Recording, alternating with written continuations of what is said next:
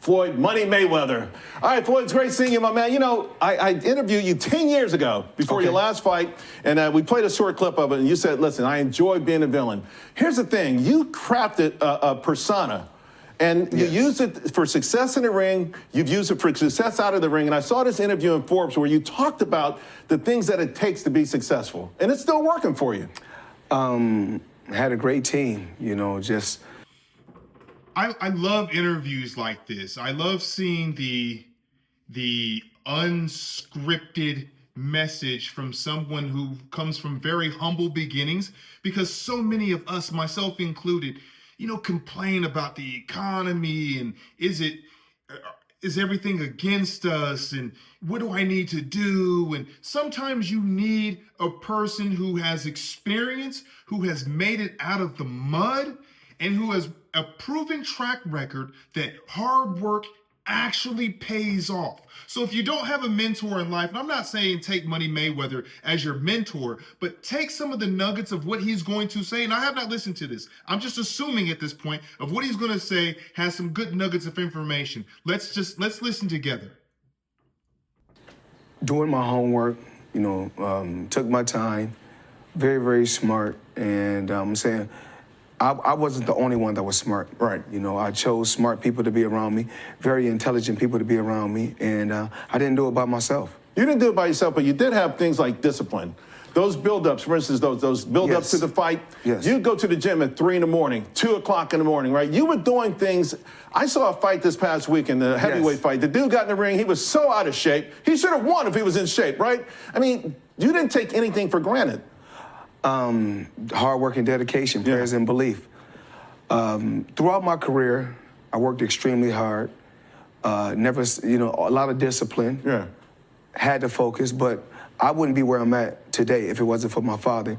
Hell of a trainer, great guy, great person, and we had a great team. Yeah, you did. I want to talk about now, because yesterday in the New York Post they talked about this, and I saw it on social media. I was like, I don't know. Here's the only thing I don't like is the host, the commentator, kind of just glanced over, you know, Mayweather's admittance to "it's my father."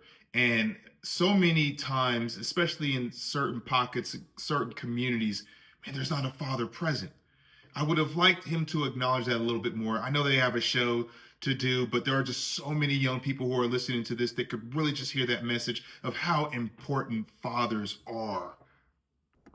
I don't know. I don't believe it. But now it's like, my man, you've got a $400 million Manhattan real estate portfolio? Not just $400 million. So it's a lot more, but that's just one of the portfolios I happen to purchase in 2024. Wow. And that's how it's blossoming? Well, you know, the number is growing each and every day. Like I said, the number is growing each and every day. That's one of my buildings in Manhattan. And as you can see, everything down bottom, from top to bottom I own, all the way down. And I'm truly, truly blessed. Yeah. Truly, truly blessed. You're blessed. I had a guest on yesterday, a guy named Dan Pena. I don't know if you've ever seen any of his videos. Yes. He's a pretty brash dude, right? Okay. And many people say you're brash. And I wanted to ask you, as a budding Manhattan real estate mogul, about another Manhattan real estate mogul, a guy named Donald Trump. What do you think about the way he's going at it? Like, the way he's going, he had a great press conference today, his first cabinet meeting. And his management style, the way he's going at this. What are your thoughts on the way this administration is trying to reinvigorate the country? Well, the world, I mean, I'm saying in America, we're never happy. At least I'm happy, but we're never happy. When we had Trump before, we didn't appreciate him. But I think Trump is a great president. Actually, he's the best president. In my eyes, he's the best president we ever had. Great businessman, and that's what it's about. Yeah, and the way the day's cabinet thing, you probably went around here, it was really phenomenal. To the point you talked about, team, putting together a great team, put together a fantastic cabinet. Trump has done an amazing job, and a lot of people around America are upset. But no matter who goes in the White House, we're always upset. Right. And I think Trump is the man for the job. He's the best president in my eyes. I also been reading a lot about your philanthropic stuff, right? The fires in California, you went out to Hawaii, you've been spending a lot of time in Israel. What's driving you to do all of that? It's all about giving back, you know. Over in Hawaii, if I'm not mistaken, they had a fire in Hawaii, and of course we just had a fire over in LA. And if I can lend a helping hand and give back, why not? The fire in Maui, Hawaii, a couple of years back, I was actually there a week before the fires erupted. It's ironic how things happen. One minute it's beautiful, the next minute it's charred. Count your blessings, everybody. I'm a man in this position, and I have the resources. Why not? All right, let's talk about how you're going to get some more resources. So I've been working out. I don't know if you saw it. I don't know if you saw the clip from 10 years ago, but I look a little better, and I'm 10 years older. Okay. I'm not taking so I've been trying to take this creatine. I'm not doing it regularly. It's because I work out late, 10, 11 o'clock at night. Okay. You've got these nutritional supplements, and I'm like, help me out. One of one. One of one. Talk to us about my supplements. So one of one, we've done our research over the years. So many years people have been asking me about, am I coming out with a supplement line? It took time. I got the right team, the right guys, done a lot of research, and these one-of-one products right here, the thing about the products is we're clean. When I say clean, very clean products. We had to do a lot of research. Right. So right here, we have the protein, we have the sports pre-workout. Now the sports pre-workout is sort of like coffee in the morning, give you that boost. But when you want that loaded pre-workout, that's going to take you to a whole nother level. And as you can see, we got creatine, we got the peptide builder, and the peptide builder is, you got to realize, a lot of times the muscles break down. Right. So that helps when the muscles break down. That's the rebuilding, that helps the rebuilding? For the muscles. Right. And of course, we all need our greens, for the body. Go green. So we got the greens right here. And I'm hearing so much more about the importance of gut health. And as you can see, we have the rehydration. Right. Now, right here, you can take the rehydration. We open this up for the people at home. And open this up. Little package right here. Let me check it out. You take this package, put it right in here. Right in the water and just shake it up. Shake it up. And so this is what I'm going to do. Rehydrate. I'm going to start using the creatine after I work out, but the loaded pre-workout, I'm going to knock that out before the show. Make sure we didn't forget nothing.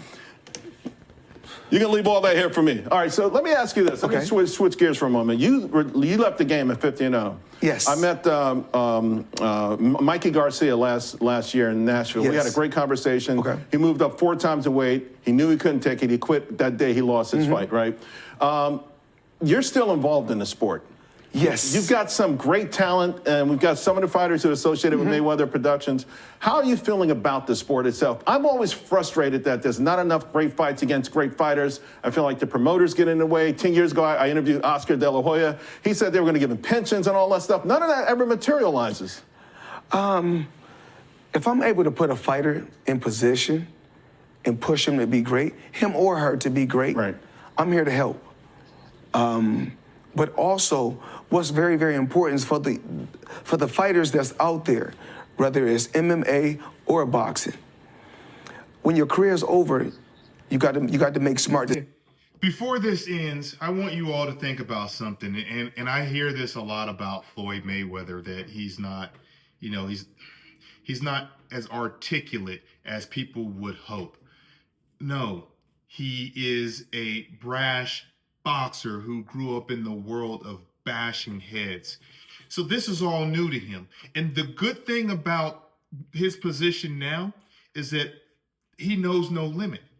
He's won every single match that he's fought. He knows no limits. So he's learning the language of business now, and that takes time.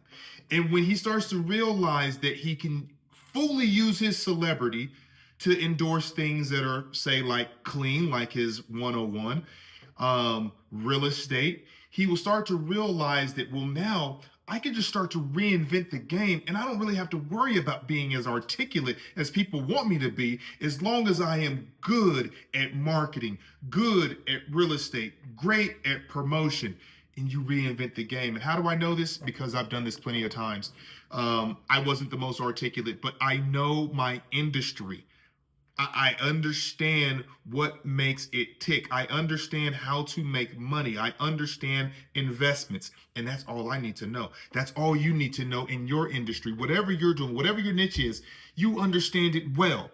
And you articulate that. You don't have to go around talking about a whole bunch of crap. Let's just end it here. I thought this was a very good interview. I thought that there were a lot of good nuggets. And again, for those who are just getting beat up in life, this is what you need to hear. This is what you need to understand. Don't give up. Continue to reinvent yourself.